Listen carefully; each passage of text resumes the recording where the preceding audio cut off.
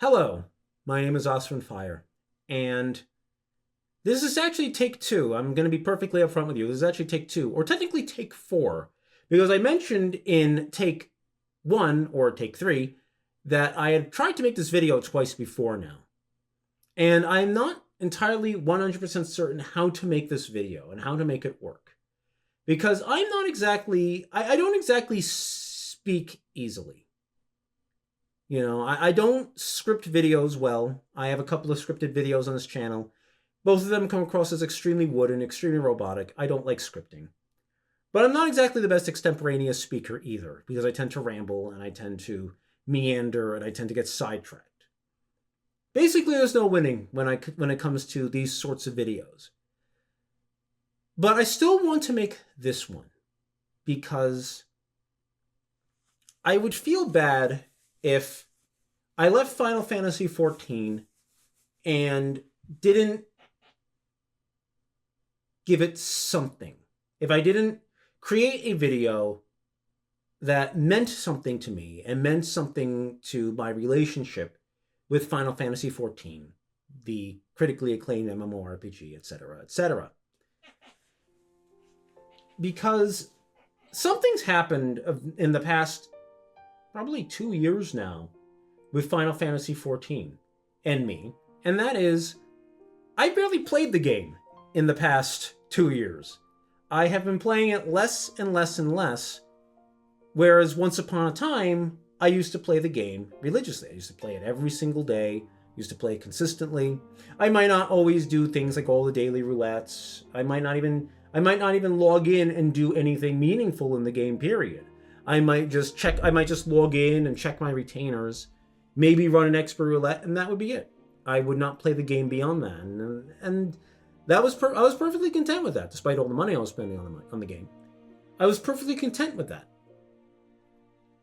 But over the past couple of years, I have found a growing level of discontentment and disappointment in the game that has left me basically spending a lot of money for very little return.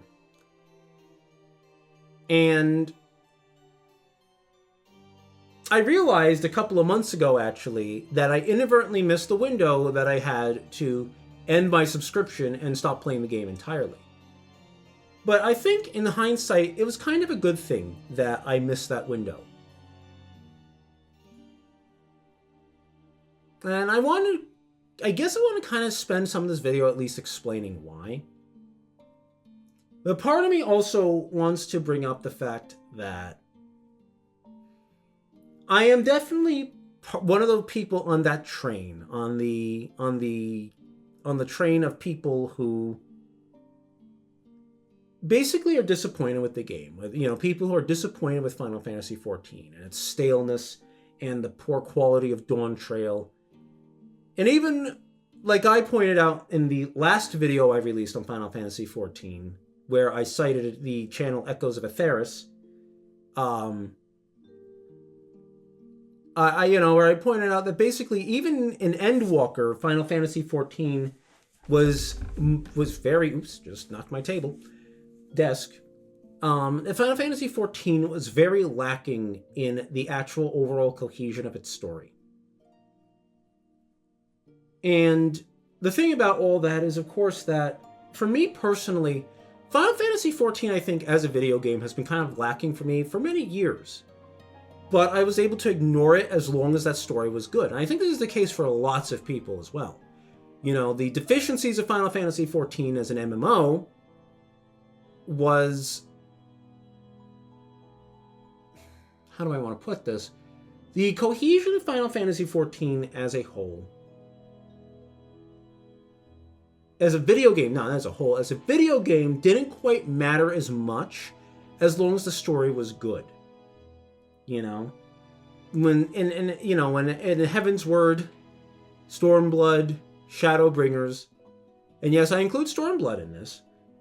You know, Final Fantasy XIV was a good story, and honestly, in Heaven's Word, it was a good game, and in Stormblood, I would argue, it was also a good game.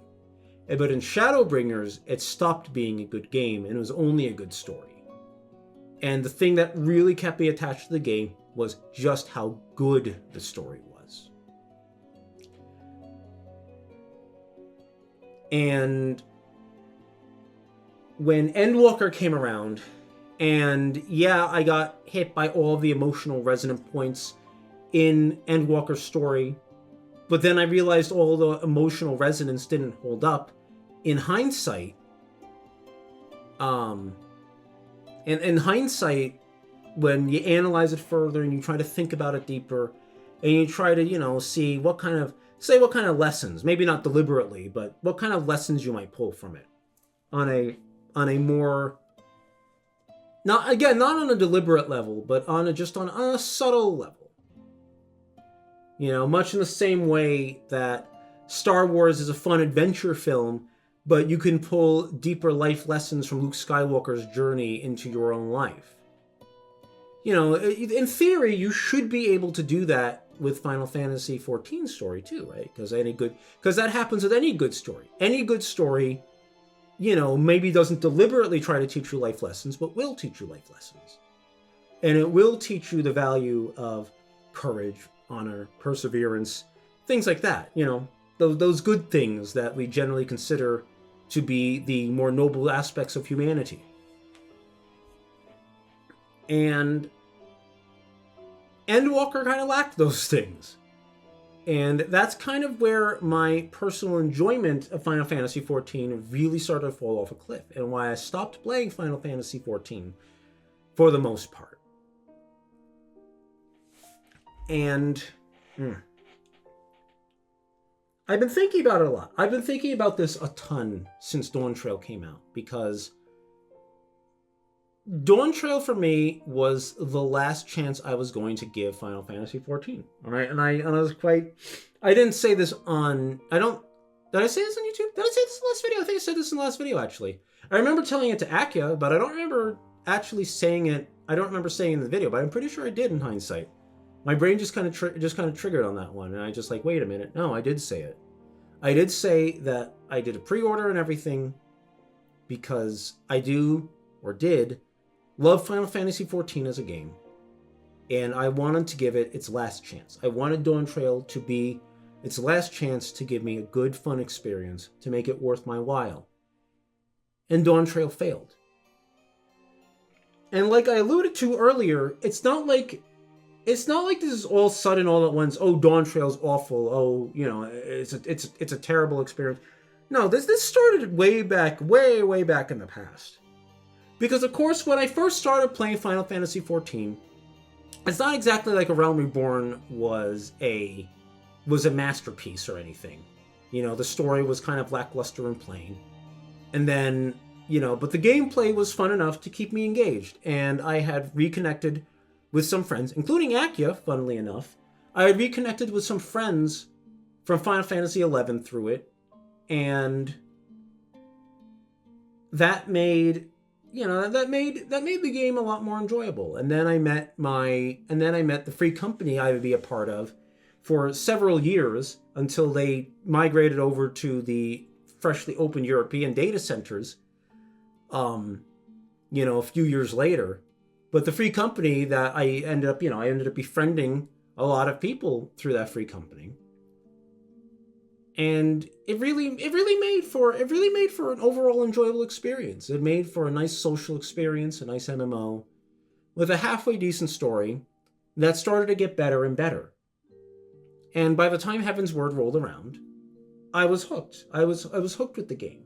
I noticed that they reduced the number of dungeons per patch by 1, because of course it was 3 dungeons per patch in A Realm Reborn, and then later it was 2 dungeons in Heaven's Word.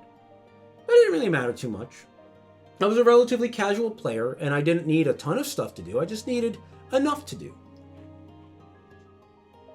And, honest to goodness, Heaven's Word was a very, very gripping story. Yeah, it had its issues. It had it had some draggier parts in its narrative, though I don't think anything dragged too much for me personally. And I think that a lot of people don't give enough credit to, even though, say, the journey into Dravania took a very, very, very long time in the first act of Heaven's Word, I think a lot of people discredit how much establishing that did. Not just establishing for world and lore and so forth, but establishing for characters. The reason that everyone loves Alphinaud now is because Heavensward took the time to establish his character much more meaningfully than A Realm Reborn ever did. And that's because it took the time and it took the care to establish his character and to make his character meaningful and to make his character interesting and to make us care about his character. And that's just one little example in Heavensward of why I think a lot of people grew to love the game in a meaningful sense in Heavensward. And then Stormblood rolled around. And I noticed once again that in Stormblood, they reduced the number of dungeons they released per patch. And a big part of my complaints with the game have been, my long-standing complaints with the game is the slow but steady reduction in content. And I want to say Stormblood is the first time that with like job balance and job design, they started slowly, gradually to start dumbing down the game a little bit. Starting to make the game less complicated. Not even complicated. Complicated is the wrong word. Complicated is bad. Complex is good, however. You want things to be complex. You don't want them to be complicated. You want things to be just difficult enough to do that it engages people's brains, but you don't want it to be you don't want it to have so many moving parts that, especially like simpler people, I'm not saying stupid people necessarily, but people who think maybe a little more straightforwardly, who don't think in terms of, what's the word? I actually can't think of the word right now. But people who don't think flexibly. You don't want to make things so complicated that people who don't think very flexibly get turned off from it. But but you still want it to be complex enough that people who do think inflexible and in not esoteric, but that's kind of that way I'm thinking. Who think in like kind of more esoteric ways will nonetheless be able to latch onto it. And I know Stormblood is when they first started kind of messing with that a little bit, especially with Monk. But Stormblood was still fine. The 3 dungeons every 2 patches thing worked really well. Or essentially 3 dungeons, because what was it? 2-1-2-1-2 cadence, I think? For the patch cycle. I think that's what it was. Obviously 3 on the 0.0, and I think it was 2 dungeons on the 0.2, and then 1 dungeon and 2 dungeons. I think that's what it was. But that was still fine. I think personally for me, a big misstep though was Eureka. I bounced off of Eureka really hard.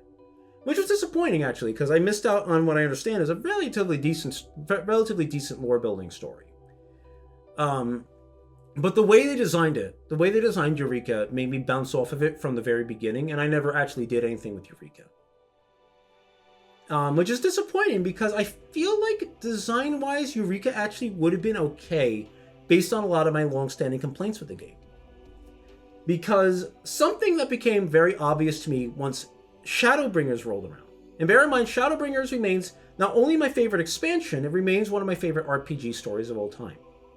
It is quite legitimately one of my favorite stories of all time because it was told so fantastically. It wasn't just the story itself, it was the theme, and it was the atmosphere, and it was the tone. I was so utterly immersed in Shadowbringers that that was when my love for the game was at its peak. But that didn't change the fact that Final Fantasy XIV as a video game was getting worse. Because, of course, in Shadowbringers, that was when they cut down the amount of dungeons per patch to 1. And Yoshi P gave the absolutely atrocious excuse that, well, there's enough dungeons in the game. Or roughly something along those lines. And, of course, that's a ridiculous excuse because the issue isn't that there's enough dungeons in the game. The issue is that there needs to be enough current dungeons in the game to keep the game at least mildly fresh and interesting. And this whole one dungeon per patch thing really made it much more obvious that it made it a lot more obvious that the way dungeon and encounter design and like trials and raids were handled was not very good. Because the big issue ultimately is that the way they designed all their fights made them super repetitive. And you would notice that when you went into Expert Roulette and you had 2 dungeons to choose from, and then you just play the exact same way every single time. It was really boring. You know? And it's not to say that there's not to say there's anything wrong with sort of turn off your brain content. You know, content you can go into and you don't really have to think about too hard. You can put Netflix on in the background or whatever. Not that I ever do that sort of thing. Because for me personally, having content that I can at least mildly engage my brain so that I have to actually pay attention to what I'm doing is preferable to having content that I don't have to pay attention to at all. Because I'm going to try to pay attention to it and I'm just going to get bored. But the reason I bring that up is that in Shadowbringers, no matter how much I loved Shadowbringers as an RPG, I really didn't like Shadowbringers as a video game. And I started getting tired of Final Fantasy XIV as a video game in Shadowbringers. Because it wasn't just, of course, the dungeons and everything. This is when they really started dumbing down job design. This is when, I believe Shadowbringers is when they gutted Scholar. I want to say that's when they gutted Scholar. And of course, this is when they gutted Summoner and oversimplified, and they didn't oversimplify Summoner yet, right? Did they? No, Summoner was going to be, they dumbed down Summoner and Scholar in Shadowbringers, but they didn't oversimplify Summoner until Endwalker. But this is when they gutted like Scholar's offensive camp. I'm pretty sure that was Shadowbringers. I don't think that was Stormblood. Because I seem to remember thinking that Scholar was really boring in Shadowbringers. But at the same time, I really enjoyed the shield. I really enjoyed the shield gameplay of Scholar. And the fact that Scholar always got the short end of the stick in terms of game balance and game design really, really frustrated me.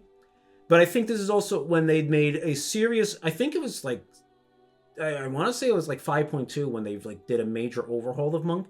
And I feel like they actually made... I actually think that's when... It wasn't like quite peak Monk, but they got rid of enough of the jank in Monk that Monk felt fine finally. But then, of course, they would keep reworking Monk over and over again. I'm getting ahead of myself a little bit. But they did other things to other jobs as well, where they started to kind of slowly dumb down the jobs. And Final Fantasy XIV became a game that was becoming increasingly less interesting to play. And I found that incredibly frustrating. I found that incredibly annoying, if I'm being completely honest. Because I was being torn psychologically between the part of my brain that enjoyed the story and the part of my brain that didn't enjoy the gameplay. But I persevered because the story was that good. At least to me, it was that good. And then came Endwalker. And like I said earlier, Endwalker... Wait, did I say it in this take? I think I said it in this take. Endwalker, I really enjoyed. In the first playthrough. I enjoyed it on a visceral, emotional level.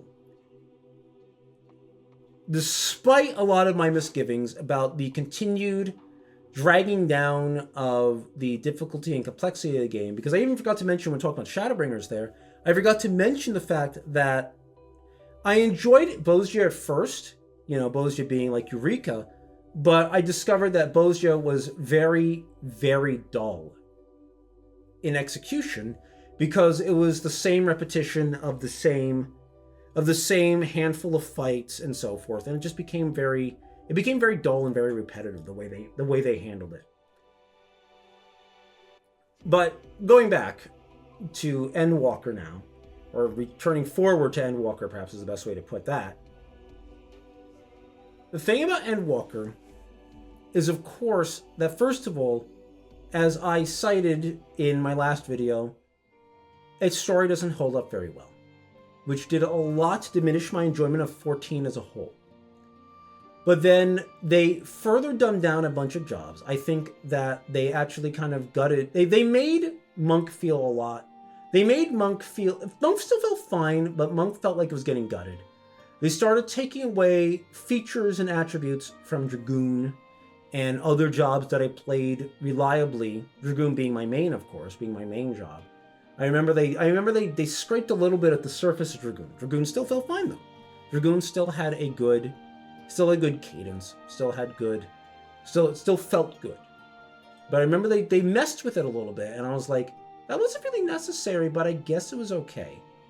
And of course they and they mess with other jobs as well, right? And they didn't, despite, I'm sure people complained about this, despite the fact that they removed a dungeon. Despite the fact that I'm sure people complained about the removal of only having one dungeon per patch, they kept up with the one dungeon per patch. And then not only that, on top of that, the patch cycle story for Endwalker ended on a really wet fart. Basically, it was very underwhelming and very disappointing. And this is coming from someone who loves present tense Final Fantasy IV. I love Final Fantasy IV. It is a great game for one that came out, 40 years ago almost now. Final Fantasy IV is a fantastic game. And the way they adapted it into Final Fantasy XIV it started off well. It started off great, in fact. I felt it was really interesting. I thought it was really compelling. I loved the incorporation of the Final Fantasy IV elements. I loved the music. I loved all of it. And then 6.5 came around, and I felt like I was completely disappointed and let down. The story felt like it wasn't handled in a compelling manner. It felt dull. It felt uninspired. It felt uninteresting. It was very predictable. And instead of surprising me with, some sort of twist that would make, the 14 aspect kind of shine through, instead it was just Final Fantasy IV. Rewritten for Final Fantasy XIV. And I was very let down by that. On top of the fact that I was already kind of down on the Endwalker main story itself, I was really let down by the Final Fantasy IV story that I thought was like going to be adapted really well. And then Dawntrail happened. And I got ahead of myself a little bit there because all of that stuff combined led me to play the game a lot less. I wasn't enjoying myself. A lot of my, I didn't have a lot of friends, as many friends as I had before, because of course my free company had moved to other servers, and I had other friends, but I didn't enjoy playing the game the same way that they did. I didn't have as much fun playing the game the same way that they did, because my friends spent a lot of time grinding stuff in the game that I just didn't enjoy. I don't enjoy the way Final Fantasy XIV handles its grinding. I think the grinding is very dull and extremely repetitive, and it's not very fun. And I can grind. I enjoyed grinding a little bit when I was still enjoying the game, but once I stopped enjoying the story, I stopped enjoying the grinding because it all felt pointless and meaningless. Which of course leads me to Dawntrail. And in Dawntrail, not only did they ruin a lot of jobs, including Dragoon, I think they genuinely ruined Dragoon in Dawntrail. And I dabbled a little bit in my other jobs, and I felt like almost universally a lot of the jobs. I think that Monk I don't even remember what they did with Monk again. They changed Monk again, though, for some stupid-ass reason. And it's like, Monk was fine. Monk's been fine. Monk was fine the last time you changed it. And Monk was fine the time before you changed it. You keep changing Monk. Why do you keep changing Monk? It was driving me insane. And of course, Scholar continued to feel like ass because healers in general felt like ass. The only healer that didn't feel like ass was Sage, because Sage was more DPS than a healer. And it just goes on and on. It doesn't... The mistakes keep getting compounded on. And I found it so frustrating. And then on top of that, I'm trying to power through this story, and it feels like torture. It feels like I'm actually trying to crawl over a field of glass to try and get to the end of Dawntrail's story. And unlike every previous expansion, which I powered through over the course of a week or 2 weeks, Dawntrail dragged. And Dawntrail didn't just drag because its story was bad. Dawntrail dragged because its story was too friggin' long. There were so many cutscenes, and there were so many, as everyone, as has been memed on endlessly now for the past 8 months, there was so much speak with Wook Lamont, and not enough playing the actual video game. Because in case you forgot, we're playing a video game. A video game can have a great story and can have lots of cutscenes, and that in and of itself is not inherently bad. But the story has to be good to make a lot of cutscenes and a lot of non-gameplay sections work. In order to make it all work together well, there has to be something holding it together. If you look behind me, and I'm not really sure if the camera's focusing on it very well right now, it doesn't look like it is, but if you look behind me, I bought a disc plate from Preach Gaming, back when Shadowbringers was all the rage, of Emmett Selk and Amarot. Emmett Selk and Amarot right here, and all the emotion that entails. And it didn't matter to me that there were lots of cutscenes in Shadowbringers, because they made me feel something. And it made me love the game.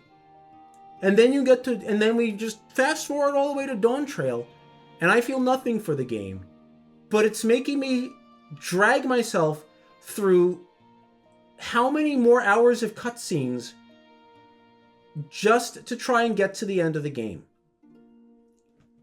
And I found that infuriating. I'm not mad like some people are, but I'm so disappointed. I'm so disappointed with Dawntrail. I haven't finished Dawntrail. It is now March of 2025, and I have not finished a Final Fantasy XIV expansion for the first time ever in my life. And I have barely played Final Fantasy XIV in 2 years. In 2 years, I have probably added maybe 600 hours to my 14,000 hours of playtime. Actually, it's not even, it would have been 13,000 hours, doing the math correctly, of playtime in the game. I'm at 14,000 and a quarter hours of playtime now. And I basically stagnated there since like the middle of Endwalker. And it drives me insane because Final Fantasy XIV has been a major, huge part of my life since I started playing it in 2014. Man, 14 really crops up a lot, doesn't it? And I find that so immensely frustrating and disappointing and saddening. It's saddening to me because I have invested a lot of hours of my life, and granted, all 14,000 of those hours are not actual playtime. Lots of it's idle time. But it doesn't matter. It doesn't matter that at least half of that is me just idling in the game while I'm off doing other things. It doesn't matter that 8,000... It doesn't matter because I didn't mind those hours and those dollars being given to Final Fantasy XIV. And now we're in a place where I don't want to give it my money anymore, and I don't want to give it my time anymore. And I'm going to have B-roll in the background of this video. And it's probably going to be of me in my Ishgardian mansion, which I waited for years to get, because of course it took them forever to add Ishgardian housing to the game. And then, I saved up tons of gil, and I really lucked out on that first lottery period, that first lottery period, getting my house, a house that I had wanted, and an in-game house that I had wanted and dreamed of for the better part of a decade. And now I'm here, and I kind of just want to give it up because I'm not interested in spending the money to keep it anymore. And that's really sad. But, as of recording this video, I have about a month left on my subscription. And what I'm going to do with that month left on my subscription is that I'm going to go back through and I'm going to look at the game.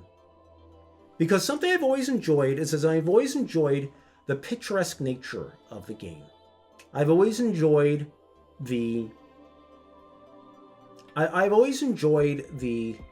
vistas. And I've always enjoyed G-posing. I'm not a big G-poser, but I've always enjoyed G-posing. And using that to bring out the vibrancy of the environments and the way the world, to me at least, felt alive. And it felt like there was, if you just used your imagination a little bit, you could imagine the world beyond, the limited play area you were in. And I want to see if I can spend a little time over the next month exploring that world again, exploring A Realm Reborn and Heaven's Word and Stormblood and Shadowbringers and even Endwalker, and seeing if I can't rekindle a little bit of that lost love. And if I can rekindle a little bit of that lost love, I might not just totally give up on the game. But if I can't, and all of that lost love is just nostalgia, and it's just me pining for better days, then I'm going to let my subscription lapse for the first time since I first started playing the game. And I'm going to give up on the house. I'm going to give up on the story. I'm going to give up on the video game. And perhaps most importantly, I'm going to give up on Lisha Kainun. I'm going to give up on my character, who I have been playing a version of Lisha fairly consistently. There was a little bit of a gap between my years playing Final Fantasy XI and Final Fantasy XIV. But even then, that was actually kind of filled in for a while by my playing Mount & Blade Warband as Lisha. Funnily enough, it's really funny thinking about that. I played lots of multiplayer Mount & Blade Warband as Lisha. And that was kind of the gap years between 11 and 14. But in a lot of ways, I'm going to give up on Lisha as my, not as my avatar, because of course I'm going to keep playing characters named Lisha in other video games. But I'm going to give up on the character who is quintessentially the staple Lisha, basically. The character who is most quintessentially Lisha Kainun to me. A character who is more than anything a part of myself, and a character who, to me, in many ways, represents the parts of me that I wish were kind of better. The parts of me that I wish were more courageous and more bold. And were just the better version of me. The character who can more easily express the attributes I wish I had more naturally as an individual in real life. But we're going to do that. And we're going to see how it turns out. And we shall see. We shall see, I guess is the best way to put it. So thank you all for watching. I know this video, as my usual fare, was a little rambly, a little ranty. But there's a lot of emotions that I kind of want to get off my chest. I'm not feeling those emotions too hard right now, but I still at the same time wanted to get these thoughts and these feelings out there. So thank you for watching, and I will catch you next time for hopefully a project that I'm not going to slack off on and skip out on. Until next time, everybody.